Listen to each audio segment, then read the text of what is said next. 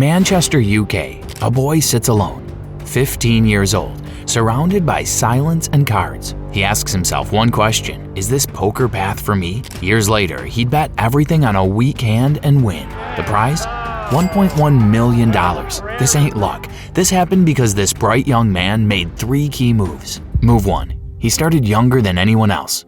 Looking back to that cold, windy night in 1978, few would have known that one of the coldest poker geniuses was being born in Manchester. As we hinted at a few moments ago, it wouldn't take long for him to find himself sitting all by himself some years later, looking down at the hand of cards that would shape the path of his destiny for many years to come. Turns out that a lot of factors came into play to make Julian Gardner the precocious poker genius that we all know and love today. For starters, his father, Dave Gardner, was also a poker professional of good repute back in his day. As a result, while many of us were trying to get scouted into our local football team or preparing for our final exams in a year or two, Julian found that he was developing a love for these cards at a very young age. Who could blame him? Again, while many of us were getting over our first crushes, Julian was visiting many of the casinos out there with his father. In fact, by the time he was 15, he was gaining more exposure than many men in their 30s or 40s could only wish for. During this period, he would get familiar with the psychology, mathematics, and discipline that a poker player should have at his fingertips if he was going to make it in this high-stakes world.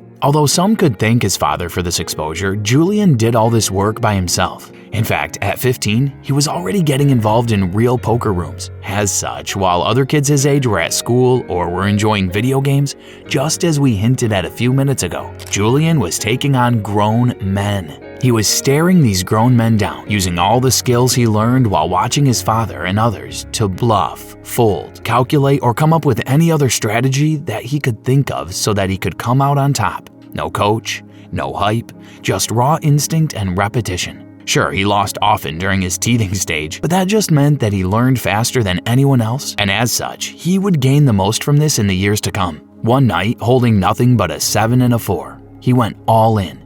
His opponent folded.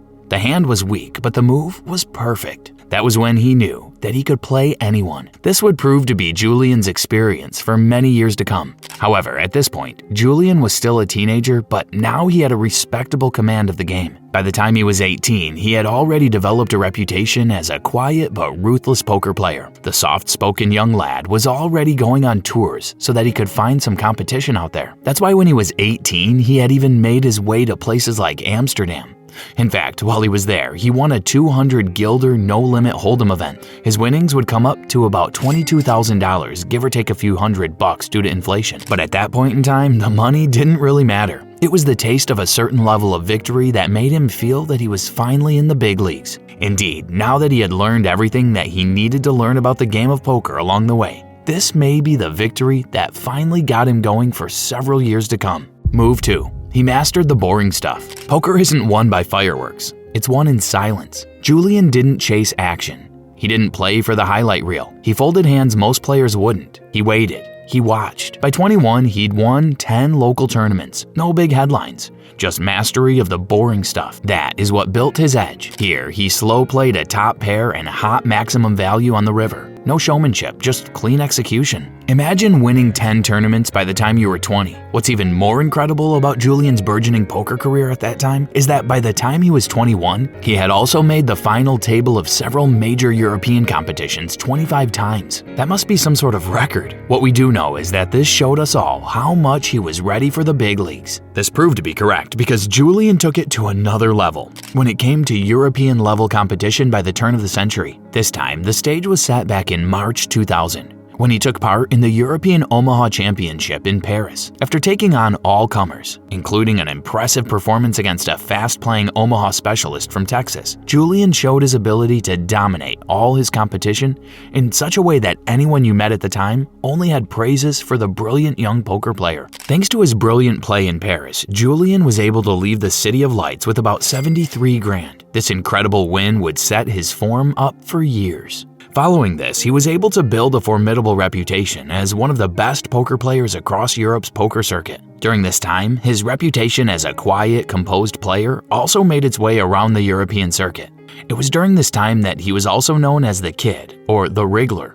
probably due to his ability to get out of tough spots. With such nicknames and his quiet composure, Gardner was considered to be the antithesis of the larger-than-life, attention-seeking professional poker players that we see on the circuit today. Well, despite this quiet character, Julian would push on to even greater things in the years to come. Move 3. He took the big risk when it mattered the most. The year was 2002. The World Series of Poker. 631 players. One final table. Julian is just 24, the youngest player left. He is deep in the chips, but the pressure is real. He looks down at J Club 8 Club. Not a premium hand, but he senses weakness. The moment is right. He shoves. His opponent folded. Julian took the pot.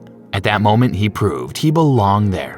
He didn't win the bracelet, but he made history. Boy, you just had to be there. To be honest, the year 2002 was massive for the sports world. Julian wouldn't know it at the time, but by the summer, Ronaldo de Lima and the Seleção would help Brazil win their record-breaking 5th World Cup trophy, a record that stands till this day. In the same year, Shaquille O'Neal would be named as the Finals MVP for the 3rd time, as the LA Lakers completed their three-peat. As if that wasn't amazing enough, as it is, Serena Williams would dominate women's tennis by winning the French Open, Wimbledon, and the US Open by beating her sister Venus in all 3 finals. It may have also been written in the stars that Lennox Lewis would take Tyson down in a matchup for the ages. Well, in that same year, Julian Gardner would quietly set records of his own.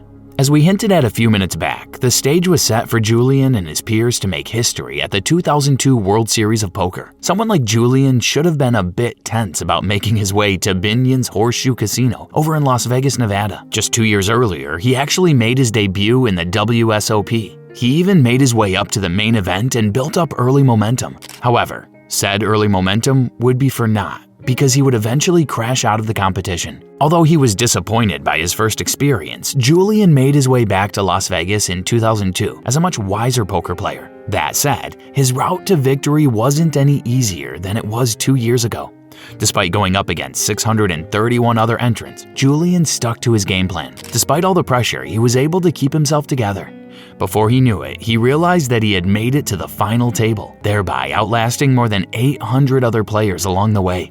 Eventually, he realized he was up against Robert Verogni for the top prize, with everything to play for, standing right before them. Julian would be forced to accept defeat because his J Club 8 Club hand was no match for Verogni's Q Diamond and 10 Ace hand. This loss meant that Robert Verogni won the World Series of Poker main event and walked away with the $2 million first prize. Despite this disappointment, Julian still came out on top because by being in the final of the World Series of Poker main event, Julian took home $1.1 million. Gives him the biggest prize of all, and Julian's got to feel good about where he ended up, a millionaire here at the World Series of Poker, his first time at the final table. This was amazing because this meant that Julian broke the record for the winnings taken home by a British player. He's also the youngest ever to win more than $1 million in such a tournament. As you can imagine, Julian became the man of the moment. Back home, his fame was growing, so much so that The Guardian referred to him as the Harry Potter of poker. This was because of his youth and the round glasses that he wore at the time. Well, like the boy who lived, Julian would carve out a place for himself in pop culture.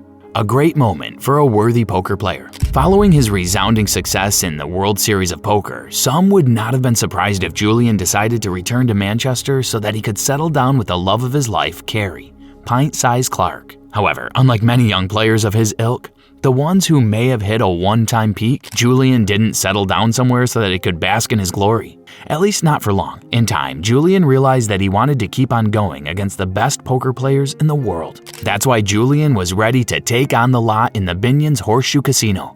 Although he would make it to the main event, Julian would only be able to get the 54th place spot in the competition. He would do a bit better in 2004 when he took 32nd place in the main event, but he would never win the World Series of Poker for himself. At least his return to the competition would help him set another record by becoming the only player to finish in the money in all 3 straight years, 2002, 2003, and 2004. Despite the disappointment of never reaching such lofty heights, he found that his love for poker would never die. That's why he would continue to compete in several poker competitions for several years. He was on hand to qualify for World Series of Poker via Betfair in 2005 and made multiple money finishes in the process. By the next year, he would take the 3rd place spot in a $1,500 no-limit hold'em event. Sure, that may sound like a lot, but we can say that it may have set him up to take the third place spot in the Poker Million 6 that was hosted by Sky Sports in the UK. In the process, he would take about $250,000 back home. If you thought he was done with the game by then,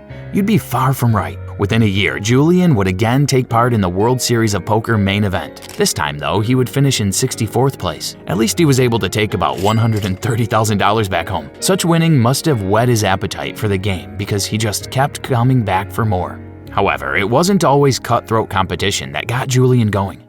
For starters, even back in 2005, Julian was lucky enough to share a love for poker with his significant other. Together with Kelly, the pair have made several appearances in several poker competitions. That year, the pair were even able to compete against each other when they took part in the 888.com UK Poker Open together. Something had to give when they came up against each other in the semifinals of the competition. And as such, Carrie had to bow out when she lost to Julian. Hopefully, someone didn't have to sleep on the couch that night. Jokes aside, we're sure that taking part in these activities make their bond stronger than ever. Aside from taking part in these games with his wife, Julian is also known to take part in collaborative efforts with others. For example, as one of the best poker players in the UK, it should come as no surprise that he was called up to represent Great Britain in the Poker Nations Cup. As time went on, Julian found that he was also associated with Full Tilt Poker as a Red Pro for some time. All in all, such moves helped increase his visibility as one of the most famous poker players on the planet. Despite this celebrity culture that was slowly growing in the world of poker and online poker,